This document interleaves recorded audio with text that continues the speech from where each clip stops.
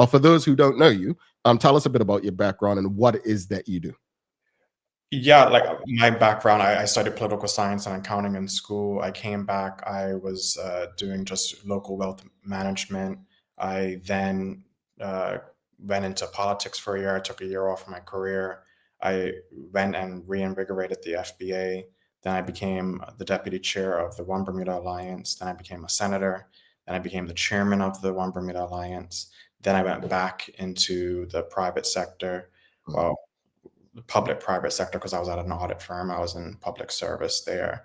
And I got my CPA, so I'm a chartered professional accountant. I did my 3 years there, and then I went into investment and treasury in the international business insurance space. Mhm, So not doing actual accounting, but I used my designation for investment and treasury. What I was saying earlier was not to talk about my resume, but what I was saying is that when we study political science in university, right, mhm, you talk about these things, especially when it comes to government contracts and mhm, having policy people, right? The, mhm, the, the separation that you have to have is that the civil service is a total separate entity than the actual government, right? There's two different right, governments, and people like to put them together. They are not together. They never have been together. mhm, The civil service in any country, doesn't matter if it's Bermuda or not, mhm, they have to have political neutrality, right?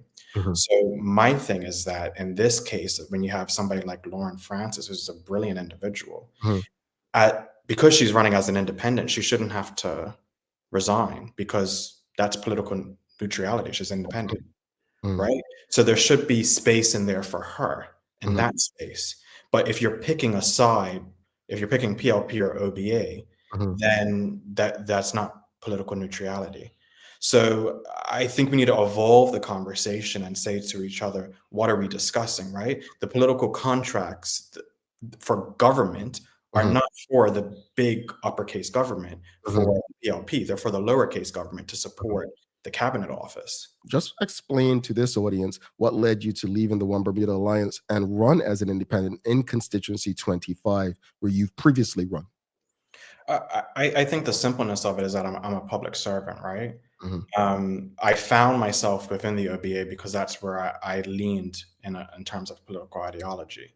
I am more of a right-centered person, but as I grow older, as I get more experience, as I get more knowledge, I come closer to the center because I think that there are ways that we can work together. We might not have the same strategies and path to get to the end solution, but I truly believe that there are good ideas on both sides.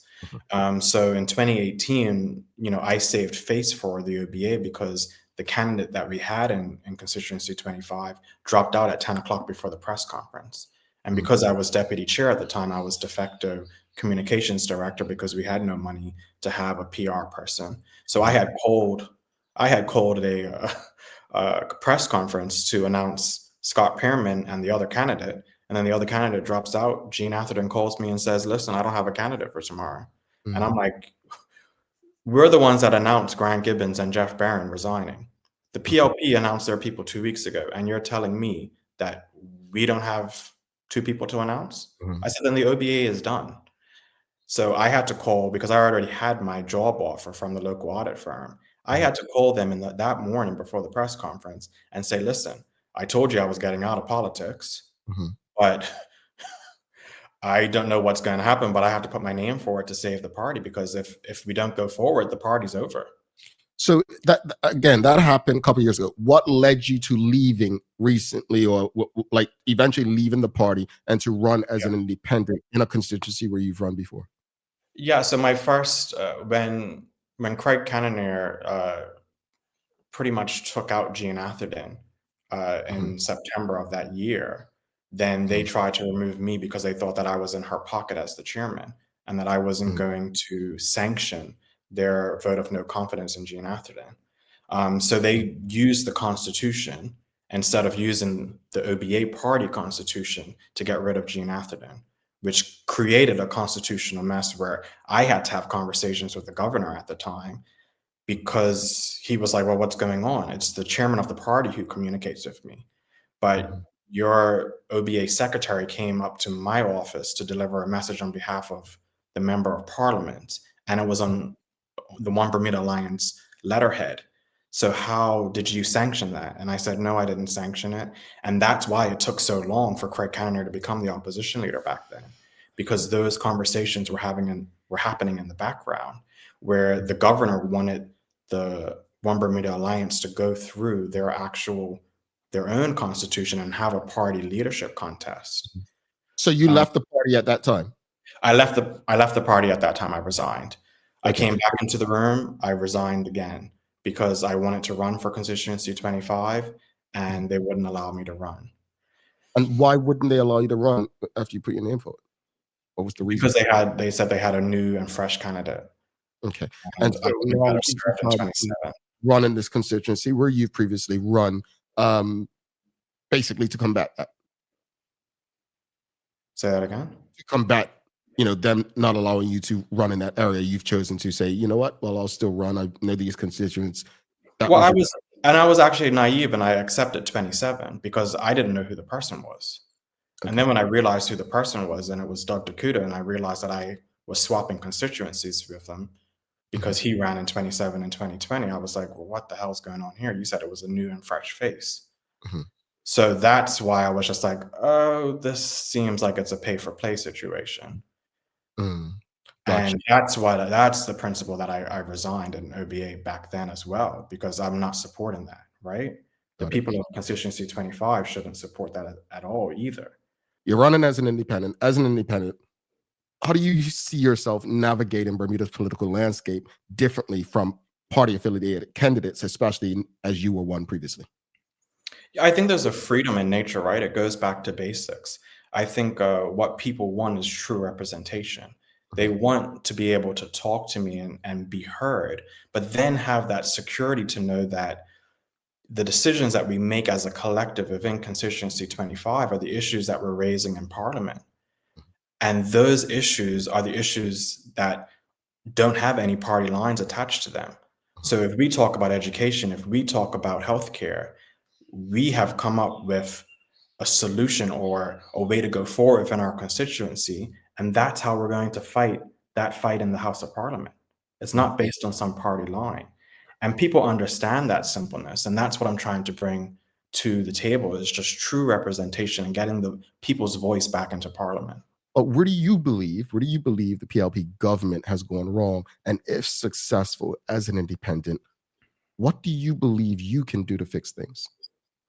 I think where the PLP has gone wrong is that, the people of this country have entrusted them, no matter in terms of race. But the people of this country, especially in 2020, thought that for the first 3 years that they came back in power, that it was a changed PLP and they were focused on the people. Mhm. And what we've learned is that they've only been focused on themselves, right? They've been profiting off of people's struggles Mhm. because they haven't solved anything. They don't want to solve anything because that's how they get their political expediency, Mhm. is by manipulating and exploiting that. So to me, I think we are strong enough as a country, and I think we're mature enough as a people. We're a very sophisticated country, but we devil in childish politics, which I've never been able to reconcile with. We have a lot of educated people, but we allow ourselves to think very childishly when it comes to politics. Mhm. And what's going wrong in the system is that we've allowed people to just govern no matter what. We've allowed the opposition to do whatever they want, and no one's held any of them accountable. Mhm. So all of these issues are continuing to be issues. It doesn't matter if you have an OBA government. It doesn't matter if you have a PLP government. The issues will be the same because nobody has the appetite or the desire to solve them. Mhm. They just want to have their name and headlines to say that, oh yeah, I'm doing something. What are you hearing on the doorstep from constituents, and what concerns you most about the state of Bermuda? I There's two things. When I step on the doorstep, I haven't really encountered many people that are against the idea of having true representation. Uh, Many people are very welcoming because they're tired of party politics. But really, fundamentally, what's really gone wrong is that people don't trust the system. So there is a lot of voter apathy. People don't want to come out to vote. Mm, Even if I'm providing a solution, and a lot of independents are providing the solution to say, "Hey, we're trying to bring back your voice." Yeah, but, I don't know if that's gonna work, mm, and I don't think I'm gonna come out. Because if I don't come out, then you guys know. No, that's not how that works. That's not how voting works. mhm, The only way that the PLP and the OBA will know how you want to be represented is if you vote. mhm, That's the only way. Staying home isn't doing anything for anybody. mhm, And that's the number one concern that I have, mhm, is that people want to stay home, and mhm, that's not right, and that's the strategy that PLP and the OBA are performing right now, right? mhm, All of these dirty ads and going back and forth and blaming this person and blaming that person and going back in the history book, who did this and who did that. They want to do that. They want to turn you off from politics and engagement so that you don't come out to vote. mhm, Because guess what? They have their machines on the day. They will get out their people. mhm, And that's all they want because then they can control who votes. mhm. Let's speak about some of the things that you have dedicated yourself, whether from your platform or not, to want to do based on the needs of your constituents. Cost of living, how you plan on addressing that, maybe improving the safety in the constituency and the like. What are some things that you're fully focused on as selling as a part of what you want to do for your constituents? Yeah, I think that there's a thing that where, the national strategy in terms of local issues and national issues, they kind of have alignment, right? Uh, Especially if you talk about Trump tariffs and, the possibility of food prices increasing. So we need to cut the tax on food prices. We need to cut the taxes on fuel prices so that people can get immediate relief. So that's number one. And that will help people with their bills. That will help people with the groceries. That will help people on that front. But on the local side, I realize that that is not immediate. You can't see that immediately. So, what I've decided to do is that as a public servant, I would get a paycheck as a member of parliament. And I am pledging half of my paycheck at a minimum to say, okay, well, let's come up with this fund. Let's have people that are going to, administer the fund. I'm not going to administer the fund, but you get people from key neighborhoods within the constituency to make sure that there's equality, make sure there's diversity, and that they run the funds and they can use that money towards getting grocery vouchers for people that are in need within the constituency, that for the elderly and for seniors, if they need help and support to go get groceries, they don't have a car, they need medical support, they want to stay in their house, they don't want to go to senior care homes, that they're allowed to do that. On top of that, we have a traffic congestion issue within our constituency, and more people would like to use the ferries. But in terms of leaving your car at home, there's no parking spaces on Harbor Road Mm, to facilitate the Harbor Road ferry, the mm, pink route. mm, So my idea is to have a minibus route that goes from 7 o'clock to 9 o'clock in the morning, that goes around Cobbs Hill, Ord Road, Longford Hill, Harbor Road, and continuously makes that loop. mm, And it can support children going to Purvis. It can support children going to Paget Primary. It can support whatever. If you want to go stop at Cobbs Hill and Middle Road and walk down to Lindo's, then that's fine. mm, So, you have to build upon those things. And my whole entire thing is we have to build back the community and we have to build back helping each other, right? mm, We've deviled into a style of politics that's so divisive that it's bred itself into the regular community. mm, So the Bermuda that I grew up on, where you spoke to everybody, you said good morning to everybody, that Bermuda is starting to go because people are starting to mimic what the politicians are doing and the rhetoric that the politicians are making in the House of Assembly. mm. And to me, as a society, we have to stop that and we have to, go back to basics and be a mature society where we have respect and love for each other. Mhm. There's some pretty good ideas, and you answered one question that I think people would have had prior: is where's the money going to come from? And you said you'd give up your part of your salary as an MP, which is admirable. Um, Independence. We all know that no independent candidate has been successful since the late Stuart Haywood in 1989, and that was under the other system. Um, why do you believe you can change that with who you're up against? I mean, you're not respectfully, you're not up against slouches. You've got Joanne Ball Burgess for the Bermuda Progressive Labor Party and Dr. Douglas DeCudo in the One Bermuda Alliance. I think, if from the outside, you all seem like three great candidates. But what makes you believe you can change the history of the independent candidate in this constituency? Listen, I can only put myself out there, and I can only put my truth out there, right? The confidence that the voters will give in me on Tuesday, that's up to them. What I say to people is that constituency 25 is really lucky, right? We have three amazing candidates. So after the fact, you can't tell me that constituency 25 can't be a successful constituency, no matter who wins. Because I truly believe that no matter if I win, no matter if Joanne wins, no matter if Doug wins, constituency 25 wins. And that's all that matters to me. And I honestly, I truly do not care if I win.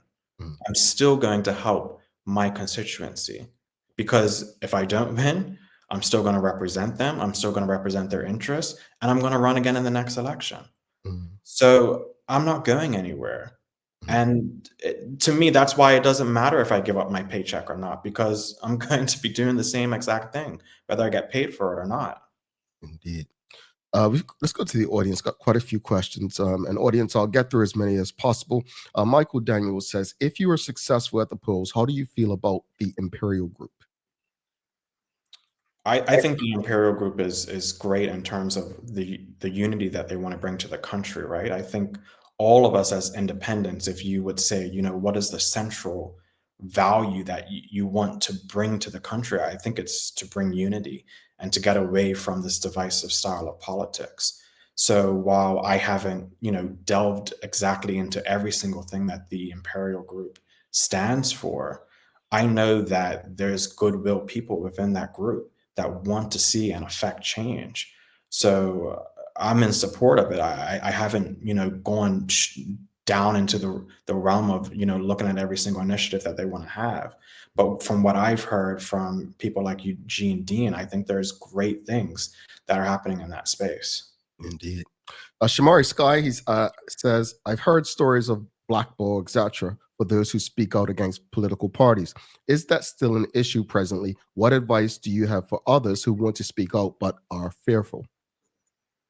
Oh, yeah, I mean, it's huge, right? The people of this country can see that. They can see that. I mean, I don't want to toot my own horn, but I'm a pretty competent person. So for the OBA to come out and say I'm a disgruntled volunteer is really disrespectful, because I was not just a volunteer. I led your youth group, I was your chairman, and I was your senator. And you're calling me a disgruntled volunteer. And those are people that are just joining the political system, right? And you look at it and it's just like, why would you do that? If you're new to the system, why are you trying to follow the old politics? But what they wanted to do was to stop other people, because there's other chairmen of the OBA that aren't in support of this regime. There are other members of parliament for the OBA that do not support this OBA regime. And the same thing goes for the PLP. There are former PLP MPs that have resigned that don't support their regimes, but they don't speak to the public. The public should know that. The public should have access to all this information. But there's so many people that want to, well, if I get called in the future, I don't want to, no one can accuse me of coming out and not supporting my party. But how is that right? How does that benefit Bermudians? How does that benefit the public? Mhm. So my advice is don't have fear. Why are you fearing a system that doesn't exist? Mhm. The political parties have no basis in the constitution of this country. They don't exist. They are an additional layer as society that we've built on top of our constitution.